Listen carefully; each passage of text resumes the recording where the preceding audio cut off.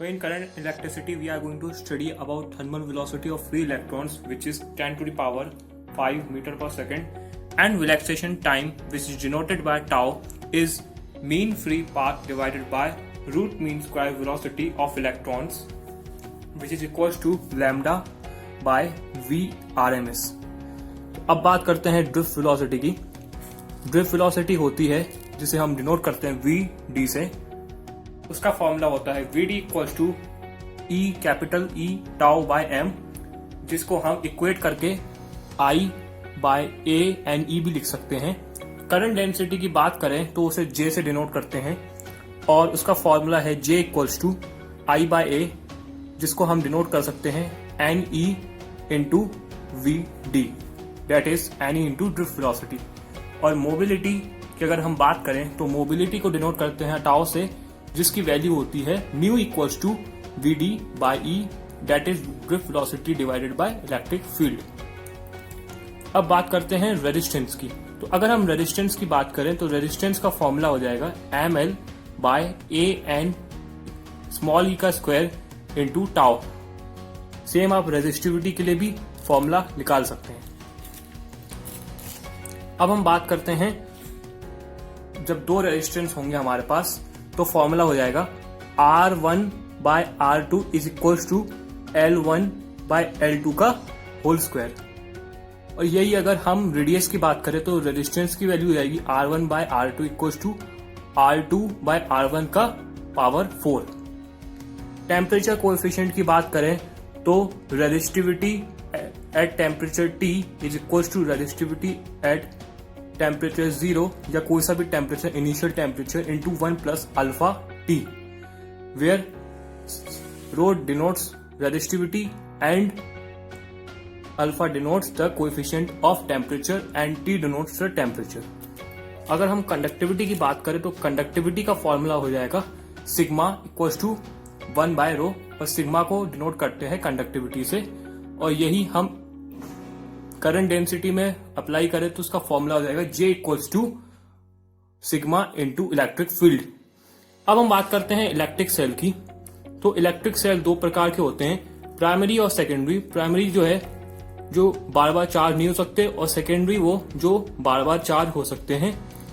तो हम EMF of electric cell देखते हैं. तो ईएमएफ मतलब इलेक्ट्रोमोटिव फोर्स, जिसकी वैल्यू होगी work done by charge. Terminal potential difference होता है एनर्जी बाय चार्ज, जिसकी वैल्यू होती है टर्मिनल पोटेंशियल डिफरेंस हो जाता है एनर्जी बाय चार्ज. अब हम बात करते हैं इंटरनल रेजिस्टेंस की. तो इंटरनल रेजिस्टेंस होता है obstruction offered by electrolyte in path of current, यानी कि इंटरनल रेजिस्टेंस को डिनोट करते हैं हम स्मॉल r से, और ये डायरेक्टली प्रोपोर्शनल होता है कंसेंट्रेशन ऑफ इलेक्ट्रोलाइट के और डिस्टेंस बिटवीन इलेक्ट्रोड के, और ये इनवर्सली प्रोपोर्शनल होता है एरिया ऑफ इलेक्ट्रोड्स के.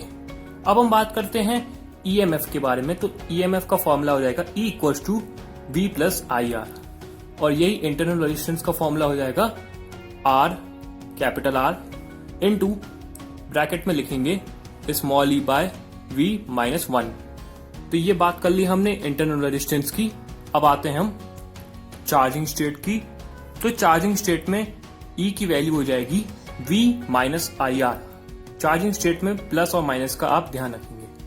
और ग्रुपिंग ऑफ सेल की अगर हम बात करें तो सीरीज और पैरेलल के हिसाब से सीरीज में हम देखते हैं कि इलेक्ट्रोमोटिव फोर्स यानी E की वैल्यू इक्विवेलेंट में हो जाएगी E1 plus E2 plus up to En, जो हम फाइनल लिखेंगे N इंटू E. यही हम पैरेलल में बात करें तो E इक्विवेलेंट की वैल्यू हो जाएगी सिर्फ E. अगर हम रेजिस्टेंस इक्विवेलेंट की बात करें इंटरनल रेजिस्टेंस की, तो इसकी वैल्यू हो जाएगी R1 plus R2 plus R up to Rn, जिसको हम शॉर्ट में लिख सकते हैं N इंटू R. यही हम पैरेलल में बात करें तो सेम जो नॉर्मल रेजिस्टेंस लेते थे वैसे ही लेंगे 1 by R equivalent equals to 1 by R1 plus 1 by R2 up to 1 by Rn, जिसको हम शॉर्ट में लिख सकते हैं N डिवाइडेड बाय R, और R इक्विवेलेंट की वैल्यू हो जाएगी R बाय N. अब हम करंट की बात करते हैं सीरीज में. तो सीरीज में I equals to E equivalent by R plus R equivalent जहां पे आप ध्यान रखेंगे स्मॉल आर और कैपिटल आर का। सेम हियर करंट की वैल्यू पैरेलल में क्या होगी, E divided by capital R plus small R by N. तो करंट की वैल्यू दोनों में डिफरेंट आएगी। अब हम बात कर लेते हैं मिक्स ग्रुपिंग ऑफ सेल की। तो मिक्स्ड ग्रुपिंग ऑफ सेल में E इक्विवेलेंट की वैल्यू हो जाएगी N इंटू ई, R इक्विवेलेंट की वैल्यू हो जाएगी एन आर बाय एम, जहां पे हम N को सीरीज में ले सकते हैं, M को पैरेलल में ले सकते हैं। मतलब कि N हो जाएगा नंबर ऑफ, जहां पे हम N और M को नंबर ऑफ रोज और नंबर ऑफ कॉलम्स ले सकते हैं। अब इसी में हम बात करते हैं करंट की। तो करंट हो जाएगा I equals to N into E divided by R plus N R by M, जैसे कि आप फॉर्मूला देख सकते हैं स्क्रीन पे। अब बात करते हैं हम किरचॉफ लॉ की। तो किरचॉफ लॉज में दो लॉ आएंगे, एक जंक्शन रूल और एक लूप रूल। तो जंक्शन रूल में हम देखते हैं कि the algebraic sum of all the current in a junction is equals to 0, और ये लॉ बेस्ड है law of conservation of charge पे। और हम अगर लूप रूल की बात करें तो इसमें हम देखेंगे the algebraic sum of potential difference across the loop is equals to 0, और ये लॉ बेस्ड है law of conservation of energy पे। अब बात करते हैं व्हीटस्टोन ब्रिज की। व्हीटस्टोन ब्रिज में हम इसको मीटर या स्लाइड वायर भी बोल सकते हैं व्हीटस्टोन ब्रिज को। इसमें गैल्वेनोमीटर की जो रीडिंग आती करंट की वो हो जाती है IG इक्वल्स टू 0, और इसमें होते हैं 4 रेजिस्टेंस, और चारों रेजिस्टेंस PQRS का जो फॉर्मूला है, जो रिलेशन है, वो है P by Q is equals to R by S। अब हम बात करते हैं मीटर ब्रिज की। तो मीटर ब्रिज में दो रेजिस्टेंस होते हैं R और S, और इसका रिलेशन है R by S equals to L by 100 minus L, जहां पे L होता है लेंथ ऑफ द, जैसे कि L मान लीजिए distance from register R from the point of equilibrium, और 100 माइनस L हो जाएगी distance of resistance S from the point of equilibrium. तो मीटर ब्रिज आप बना के देख लीजिएगा। अब बात करते हैं पोटेंशियोमीटर की। तो पोटेंशियोमीटर में जो वोल्टेज होगा उसकी वैल्यू हो जाएगी V equals to K into L। अब बात करते हैं EMF ऑफ 2 सेल्स की।